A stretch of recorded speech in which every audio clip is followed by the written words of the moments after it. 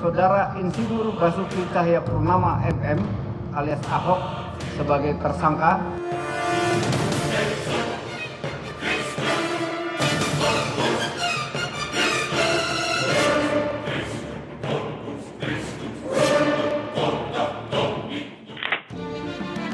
Sidang kasus penistaan agama oleh Gubernur DKI Jakarta nonaktif Basuki Cahayapurnama alias Ahok kembali digelar di Gedung Kementerian Pertanian Jakarta Selatan. Pemindahan lokasi tersebut berdasarkan keputusan Mahkamah Agung dengan pertimbangan keputusan jaksa dan kepolisian.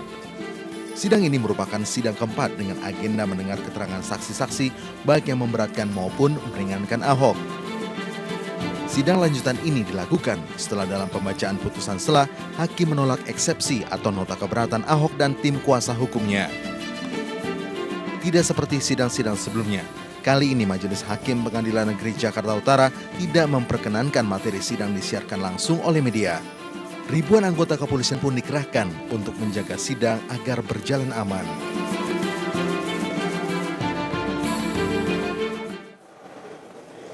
Ya, mengawal sidang Ahok, pemirsa, yang hari ini adalah persidangan keempat yang digelar di Pengadilan Negeri Jakarta Utara yang saat ini berlangsung di Auditorium Kementerian Pertanian Jakarta Selatan. Ada 6 saksi yang dihadirkan dalam persidangan untuk kali ini dan sudah 4 orang saksi yang didengarkan kesaksiannya di hadapan persidangan. Lalu bagaimana kelanjutan dan juga isi dari persidangan ini sendiri kita akan bahas pada malam hari ini, pemirsa, dengan 3 orang narasumber yang sudah hadir. Seorang pakar hukum pidana kami perkenalkan, ada Bang Luhut Pangaribuan. Selamat malam. Terima kasih. Kita akan bahas kembali terkait dengan kasus Ahok. Kemudian juga ada Mas Dhanil yang merupakan Ketua PP Pemuda Muhammadiyah yang juga salah satu anggota Anda adalah saksi begitu ya pada malam hari ini. Kemudian di ujung sudah ada Pak Ahmad Yani. Kali ini saya perkenalkan Anda bukan sebagai anggota dewan ya, tapi adalah sebagai tim dari GNPF begitu, kuasa hukum. Kita itu membentuk tim advokasi. Tim advokasi dari GNPF. Oke, baik. Saya ke Mas Dhanil terlebih dahulu. Kalau misalkan kita melihat terkait dengan kasus yang sudah berjalan hingga saat ini begitu ya, ini adalah persidangan keempat, kemudian salah satu anggota Anda juga menjadi saksi begitu ya, 6 saksi. Kredibilitas dari para saksi ini sendiri mungkin bisa Anda sampaikan kepada pemirsa.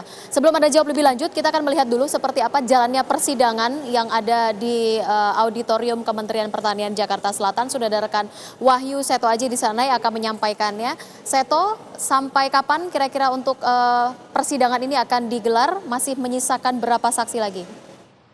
Ya, baik Rizka, memang untuk sidang dengan dugaan penistaan agama dengan terdakwa Basuki Cahayapurnama memang masih berlangsung di Auditorium A Kementerian Pertanian Jakarta Selatan. Dan memang untuk sekitar pukul 19 lebih waktu Indonesia bagian Barat saat ini, Gubernur nonaktif Jakarta yakni Basuki Cahayapurnama atau Ahok akan memberikan keterangan dalam konferensi pers sesaat lagi. Namun nampaknya konferensi pers yang akan digelar oleh Ahok ini belum juga dimulai. Sementara itu berdasarkan keterangan yang kami peroleh bahwa persidangan pun masih berlangsung dengan memeriksa keterangan saksi yang dihadirkan oleh jaksa penuntut umum.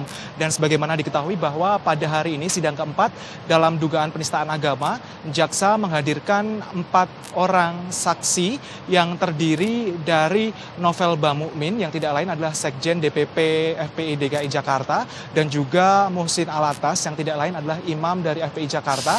Sementara kedua orang lainnya adalah Gus Joy Setiawan dan juga dan juga satu lagi adalah Syamsul Hilal. Dan memang saat ini saksi keempat adalah Syamsul Hilal masih menjalani pemeriksaan. Namun ternyata setelah 4 saksi ini diperiksa, nampaknya majelis hakim akan memeriksa 2 orang saksi lagi. Di antaranya adalah Pedri Kasman. Pedri merupakan dari Ikatan Pemuda Muhammadiyah, dan berdasarkan keterangan yang kami peroleh dari Pedri bahwa hal-hal yang digali oleh majelis hakim adalah sebab muasal bagaimana para saksi pelapor ini melaporkan Basuki Cahayapurnama dengan dugaan penistaan agama. Sementara itu berdasarkan amatan kami, 2 dari 4 saksi yang diperiksa, 2 di antaranya telah selesai, yakni Novel Bamukmin pada siang tadi sudah menjalani pemeriksaan, dan yang kedua adalah Habib Muhsin Alatas sore tadi sekitar pukul 15 lebih 30 menit waktu Indonesia bagian Barat. Dan dalam kesempatan dia diperiksa, dia memberikan satu lagi bukti tambahan berupa buku berjudul Merubah Indonesia yang dia katakan berdasarkan penuturan dari Habib Muhsin bahwa Ahok ini ditengarai telah berulang kali memakai atau mengutip surat Al-Maidah 51 untuk kepentingannya. Dan hingga saat ini berdasarkan pantauan kami, aparat kepolisian masih disiagakan untuk menjaga keamanan lokasi tempat berlangsungnya sidang dari Basuki Cahayapurnama ini. Dan memang sesaat lagi kami masih menunggu tentang penjelasan keterangan dari Ahok.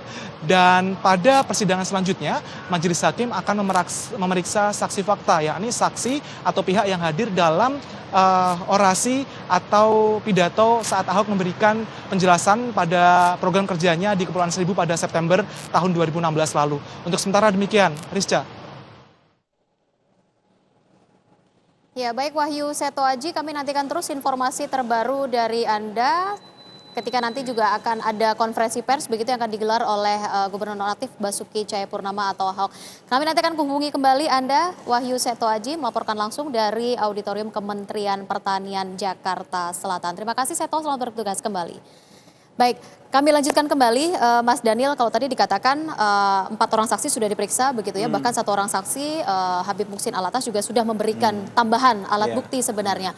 Kalau kita lihat dari 6 orang saksi yang dihadirkan pada persidangan keempat kali ini, siapa sebenarnya 6 orang saksi ini sendiri? Jadi hampir seluruh saksi yang bersaksi hari ini yang diajukan jaksa itu rata-rata ada representasi dari ormas, ya, representasi dari kelompok masyarakat. Misalnya sebagai contoh Pedri Kasman yang hari ini menjadi saksi setelah ini itu adalah representasi dari Pemuda Muhammadiyah. Artinya yang bersangkutan memang kami minta secara formal untuk melapor mewakili Pemuda Muhammadiyah ketika kasus ini muncul. Jadi ketika pada saat itu kami temukan video utuh yang diupload oleh Humas DKI, kemudian itu kita tonton, kemudian kita kaji bersama-sama, kemudian kita temukan fakta yang fakta awal, sebutlah begitu, fakta awal dari video itu.